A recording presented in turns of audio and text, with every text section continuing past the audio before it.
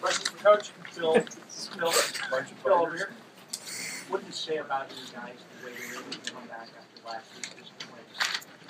It's been the same thing. Yeah, Rich, you know, you're right. I mean, we've said the same thing for 2 years. I mean, these are the type of kids we have. First of all, give a lot of credit to Wisconsin. I think they have a really good football team. They're tough. I think they're coached very well. I have a lot of respect for Gary Anderson, his career and what he's done here in his first year in Wisconsin. So it was a tough game. But, yeah, our guys, you know, they practice hard. They love to play. And, you know, I can tell you flat out that they took offense to the fact that they were 24-point underdogs and that nobody even in State College thought they could win the game, except the kids in that locker room and the coaches in that locker room. So I think those kids took it personally. You know, you take those things personally. That's just the way it is. That's football. And, you know, I feel really good for the seniors that they were able to come out on a winning note. How did you address that? Did not at all? Flat out, dressed it head on. I thought it was ridiculous. Yeah. I thought that Wisconsin was a very, very good football team. I thought that they had a great year, and I thought that we were close in some games, and we had shown resiliency, and we had some good players, and I thought, you know, that we matched up pretty well. And I don't know who makes those lines. I'm not allowed to talk about betting, but it seems like a lot of you guys, you know, felt like that was the right line, and you're wrong. I picked them by more. I know you did. Yeah. But did you deal with it, or just let them see it and then let them? Yeah, no, I said, look, guys, I don't, you know, I always talk about the media. I try to educate these guys on the media, and you know, because I enjoy talking to the media, and I think these guys do too. And I think one thing that these guys understand is it doesn't matter what any of you think. With all due respect, you guys are great writers. I mean, you guys are awesome. But it doesn't matter what you think relative to that football team. It doesn't matter one bit what you think. It matters what they think. And that's what I think they understand, and you know, they showed it tonight. Hey, Bill, Christian had a game. Do you think it was one of his better games this year? You know, I have to watch the film, Joe, but it seemed like he stood in there pretty good, and you know, he understands the pocket better, and I thought he did a good job of delivering the football and being accurate with the football, and he's a good player. You know, he's a good young player that I think if he continues to work, he's got a chance to be, you know, really good. Bill, a lot of false start penalties today. Yeah, not good.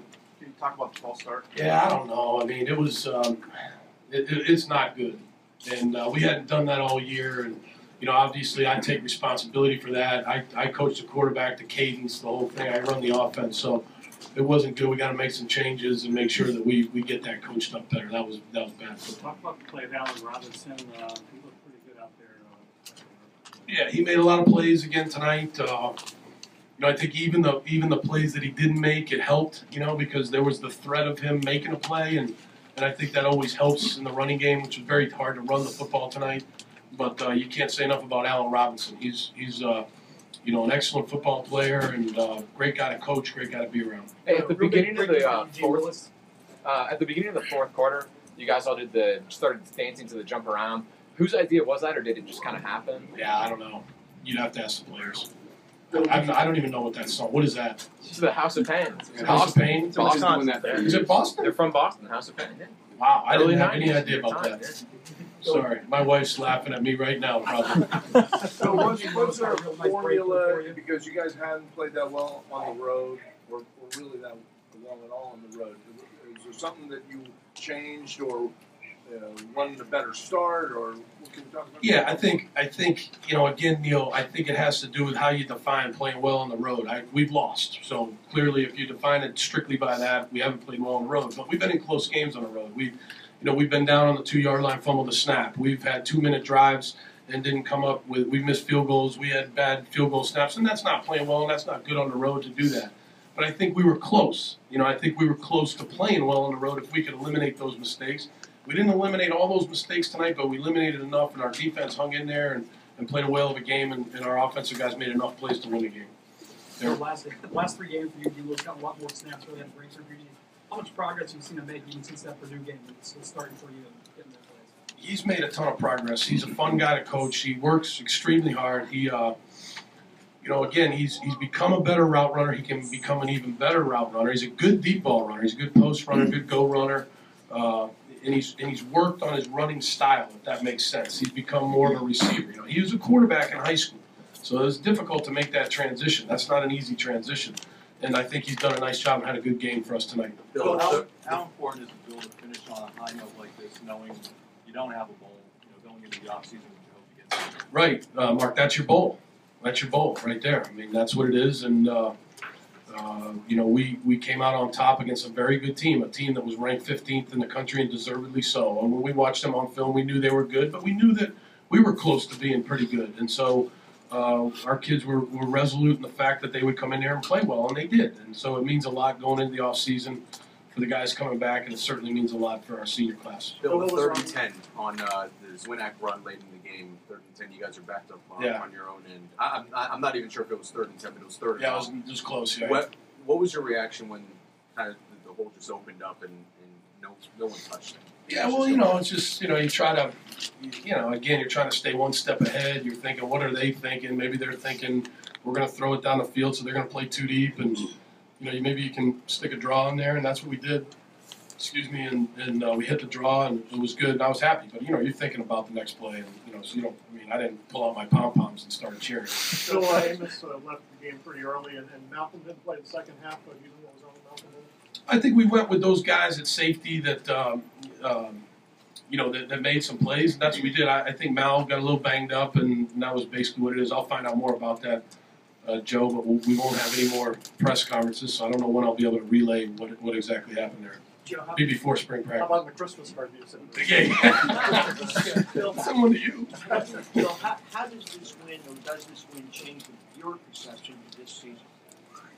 Yeah, I think it was an up and down. I still think it was up and down, Rich. I really do. I think that there were a lot of close games. See, my perception is this.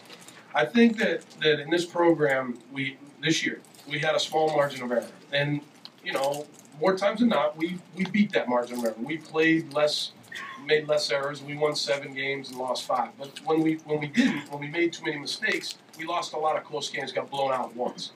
So I think for where we're at right now, 2 years into basically a new program, and I mean that by saying that on July, whatever it was, 22nd, 2000 and whatever it was, 12, things changed, because of what happened with the sanctions.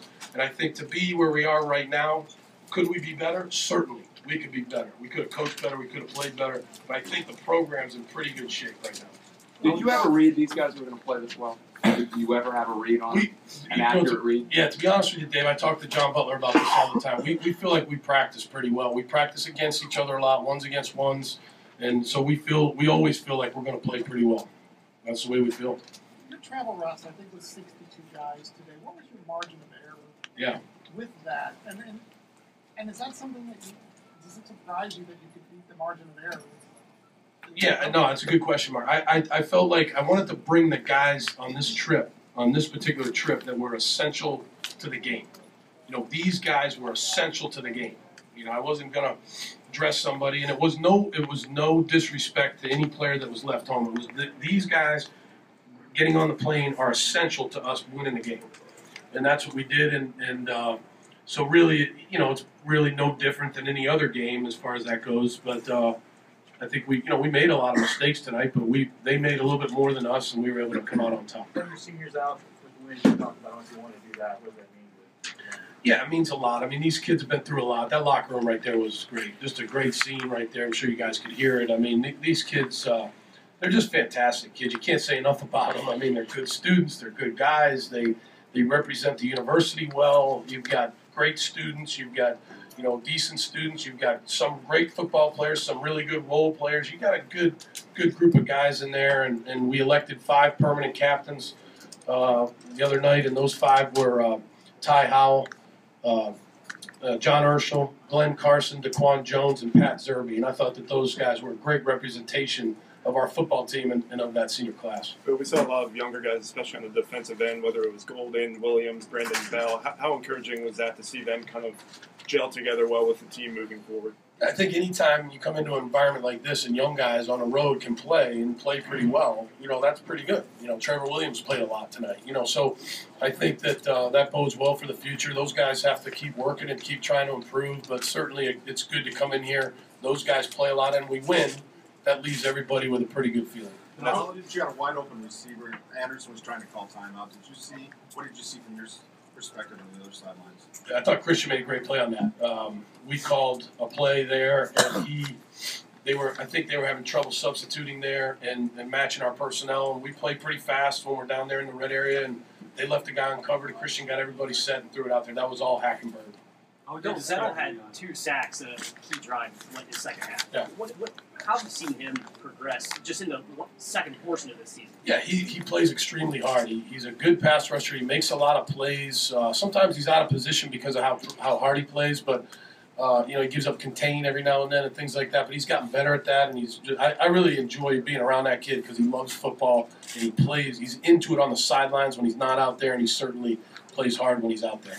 Now, how would you describe the progression of C.J. Olianian? What type of player? What do you think about that? Yeah, no, he had a good year for us. He made a lot of plays. He's an instinctive player. He played much better this year than he did last year. He's got another year for us. We're excited about that. And had a good. I think he got a strip sack fumble today, and I'm going to give him some grief about not scoring a touchdown on that now. But he made a great play on that, and he's made key plays for us all year in the games that we've won. You got a lot of big plays today, and Wisconsin hadn't given up a ton of the big plays all year. Was that something that, watching some of the film, you think you could take advantage of downfield? Yeah, I think so. Then we had to come in here, Corey, and confirm it. You know what I mean? Sometimes you see that on film, but that's not necessarily how they play you. So, we froze them a little bit at the line of scrimmage to see what they were in, and then tried to, if they're playing cover one, try to get the ball to Allen or Gino down the field, and we were able to hit some of those. I think my theory on that is always if you throw 10 deep balls down the field, I'm not sure if we threw 10, but we threw quite a few. If you hit 3 or 4 of them, that's big. That's like a guy batting 400 in baseball. That's the equivalent in football. Because the deeper the throw, the less percentages that you're going to hit it. And so I think that we did a good job of that tonight. Thanks, Coach.